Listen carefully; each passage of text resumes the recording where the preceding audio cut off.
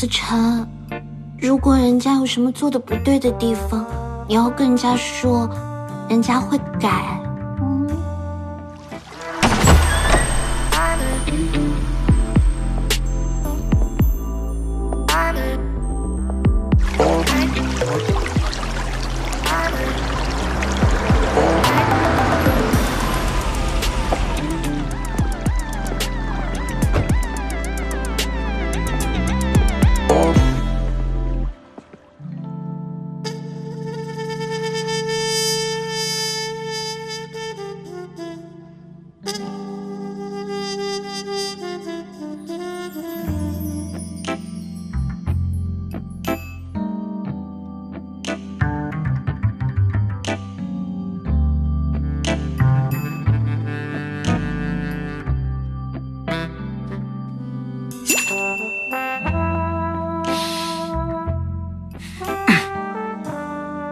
思辰，你回来啦！我帮你脱西服。我自己来。都是我应该做的。累了吧？休息一下。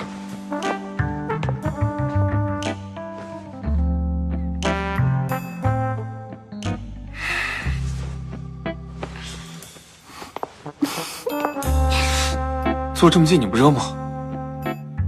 思辰，如果人家有什么做的不对的地方，你要跟人家说，人家会改。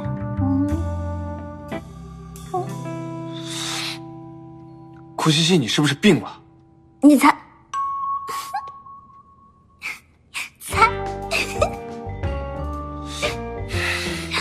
思辰，人家今天吃了好多好多的榴莲哦。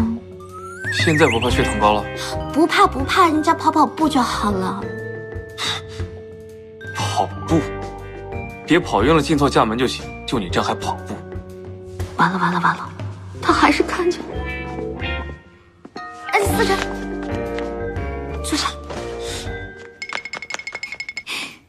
累了一天了吧？西西给你按摩哦。顾西西，她不会是喜欢我了吧？他怎么还没反应？难道……不行不行，这绝对不可以。我们只是合约结婚，合约结束就要各奔东西。思辰，如果我之前有什么做的不对的地方，你要原谅我。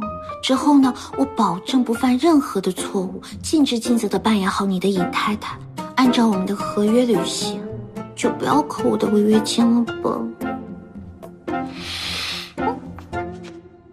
顾西西，你唯一的职责就是和我保持距离，也麻烦你保持清醒的自我认知，不要异想天开。如果你有别的想法，请你立即停止。啊！